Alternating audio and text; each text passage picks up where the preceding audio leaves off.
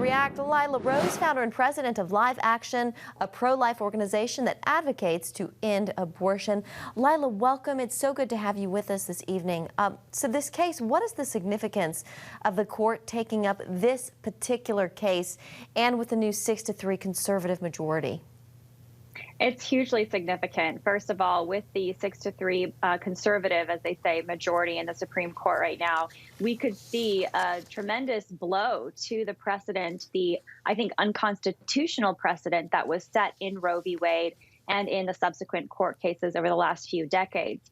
Roe v. Wade, even many pro-abortion legal scholars agree, was poorly decided.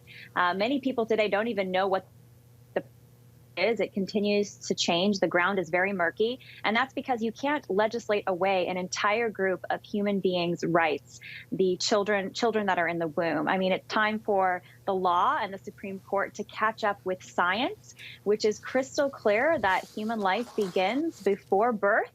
And that the only difference between a preborn child, whether that child is 10 weeks old, 15 weeks old, or moments before birth, and us, a born human being, is our age and our level of development. So I'm looking forward to how SCOTUS and the Supreme Court will rule on this.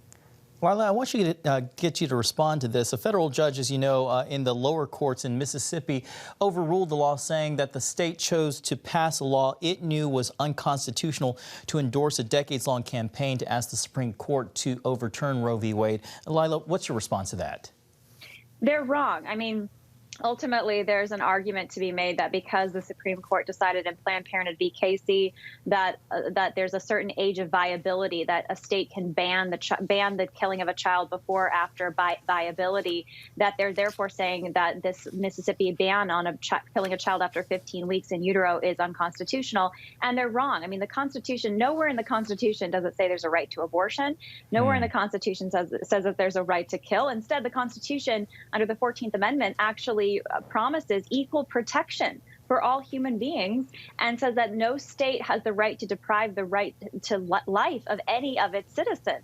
So if we acknowledge science that human life begins before birth, those rights just should extend to children before birth, just like we extend them to the children after birth. So I'm looking forward to see the Supreme Court chip away at the unjust and unconstitutional, quite frankly, precedent that the past Supreme Court has set that I think was very politically motivated and not based on the Constitution. All right, Lila Rose with Live Action, thank you so much for your time today. Thanks for having me.